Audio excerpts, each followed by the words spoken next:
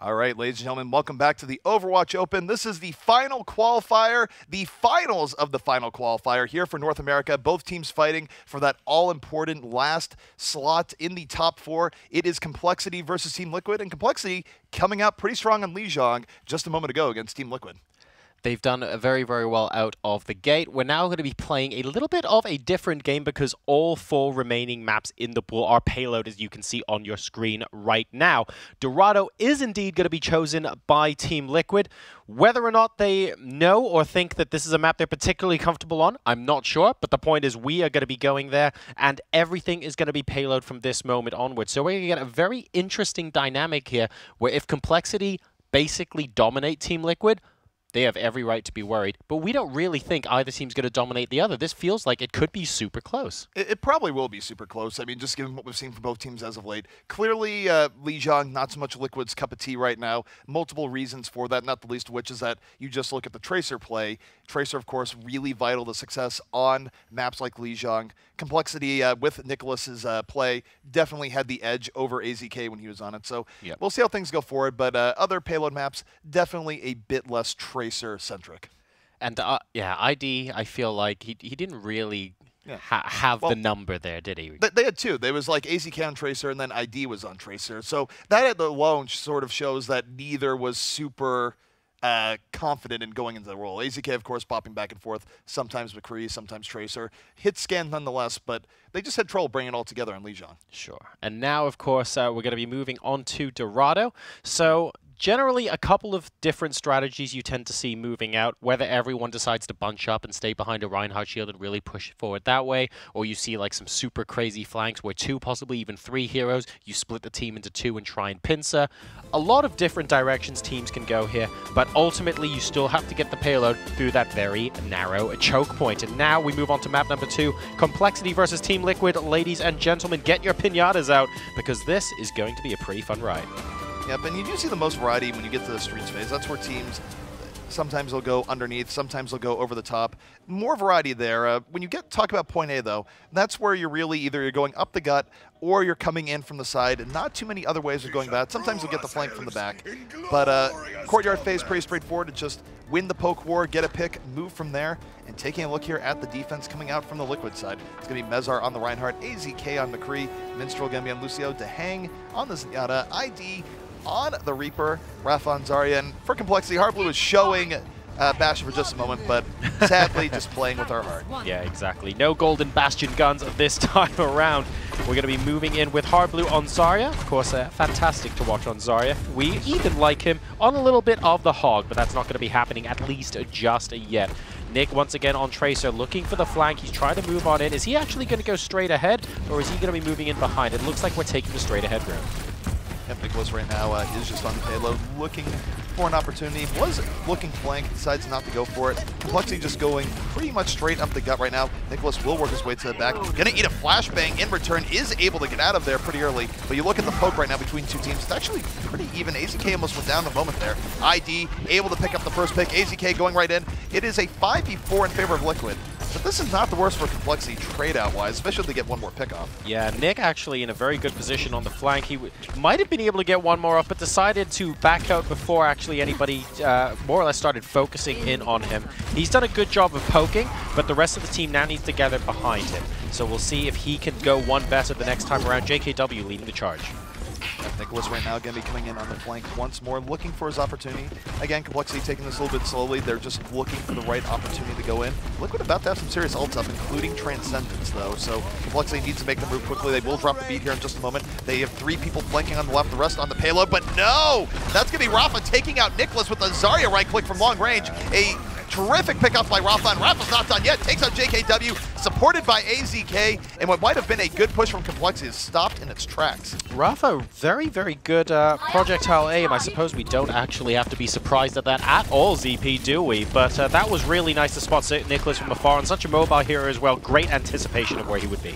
Now going to the next fight, Liquid certainly has options. They're about to have Sound Barrier up. They have Graviton Surge. So lots of ways of dealing with Complexity here. And Complexity, if they use all their ults and Liquid uses all their ults, and they don't come out on top, they could very well lose this because of the time that's left. But the Graviton is out from Rafa. 3 people are in on that. It forces out the Transcendence. 5v5. Both teams wounded. AZK is out of it. Rafa, though, high energy, moving in as help take out Joe Meister, is now going in even deeper, looking for Torque. And slowly but surely, Liquid is looking like they're going to win this fight. The one upside for Complexity, though, is that they baited out some ults. They did not use all of their ults, so they will have a decent window for their next push. Teams looking like they're increasingly being separated here. One thing I do want to highlight is that I like the fact that in the middle of that Graviton Surge, Shake waited until the last possible minute there to actually get his Transcendence up as well, which I thought was particularly good from him, waiting until the last possible moment to make that as effective as possible. Dahang, of course, responding in the meanwhile, but nonetheless, we're going to be moving in once again. We have the Sound Barrier coming out from Complexity as they go ahead and chase. Rafa looking to grab the kill off onto Shake, and Dahang in the meantime. Oh my god, Meza getting 2 there. So Liquid are repelling this attack at the moment from Complexity, doing a very good job indeed. They are now trading a little bit, but those first couple of picks were absolutely paramount for Team Liquid. Yep, they're going in, and now Complexity, their back is truly against the wall. They would have to full hold and turn if they get full held here. And really, you look at their tools, they don't have a whole lot here. They're going to have to hope that Transcendence is enough. Complexity is going to have to play out of their mind, something they have not done all map long, if they want to have a chance of really winning this map. But here they go, they're moving in. Rafa once more, looking for the Graviton. Graviton coming out, does get 4 people in it. Liquid is swarming, the Deadeye comes out. No kills here just yet. The Transcendence keeps people alive. ID, though, in the back line. AZK and ID swarming. 4 kills from Team Liquid. And Liquid looking super strong here on Dorado. They haven't won it yet in terms of the totality of the map, but having this good of a defense on the first round is super good for their fortunes. That's absolutely delicious as a defense for Team Liquid. And if anyone was wondering, well, hang on a second, why did Team Liquid go ahead and choose Dorado? If nothing else, that was absolutely a statement of intent. Have they won it yet? No. Is that mark going to be incredibly difficult to beat? You bet the house on it. Alrighty, so Liquid coming right back, and this is very likely now to turn into a 1-to-1 between the two teams. Anytime you get full held on Dorado like this, it is super, super rare for the other team to come out with a similar full hold. Now, one thing of note is that with the distance system, one team will win here no matter what. It's very likely to be Liquid. Maybe Complexity will be able to hold further up and stop this, but honestly, I think I have to go back to, I think it was the first Alienware Monthly Melee way, way back in the day where you saw a hold coming out from both C9 and, at the time, LG, where they both had full holds and there had to be a tiebreaker. But short of that, and which was months ago, I don't think I've ever seen both teams full hold here. So history is on Liquid's side. I'm trying to remember if I've ever seen a full hold here, actually. Certainly not in a game I've cast. I think that is definitely going back a very long way indeed. The pressure is now on. The defending team are going to have to try and full hold in an even shorter distance. Complexity now moving around, trying to deny Team Liquid, but frankly, they have looked imperious so far on Dorado. Yeah, and we'll see how this goes, but definitely things looking good for Liquid. Complexity, they're going to come in, they're going to put their hopes and dreams here on Harblue on the defense, and Roadhog on defense at Dorado at times has been absolutely great. There was a point where every team was running on defense.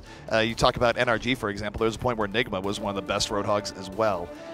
But they're going to have to come out strong and basically be bulletproof here, because any mistakes, any lost team fight, and Liquid will win this map. And here goes nothing. Team Liquid going for the forward approach. Kindly note, by the way, that ID is back on Junkrat, and I am quietly squealing like a schoolgirl on the inside. I am very eager to see what this offensive Junkrat is going to bring to the party, if we're going to be able to lay down the covering fire to a point where Complexity cannot actually push in. And Harblue, that was not the start he was looking for. AZK knocking his head clean off. Yeah, they were looking for the Harblue in terms of the Roadhog flanking, and they found it. That is all sorts of bad. 65 from Liquid. Complexity already on the ropes. AZK with another kill, just slaughtering the tanks and more of Complexity. And Liquid looking like they are going to finish this out relatively easily. So coming right back, series will be 1-to-1. AZK, man, absolutely ruthless. That was pretty quick. Not too much more we can say about that. That was unbelievably fast there, and Team Liquid dominating Dorado. And we've already had one Dorado domination so far today. I have to say, this one even stronger. Yeah, I mean, there's not much to say here. For as good as Complexity looked on Lijiang, they looked just as bad here on Dorado. I mean, maybe if they take the first point, they look way better moving through the rest of the map, but Liquid was able to really bring it there, and now it's 1-1. We have ourselves a series, and if you want to see more payload maps are coming your way. This is the Overwatch Open. We're throwing to a quick break, but we'll be right back with more of the series.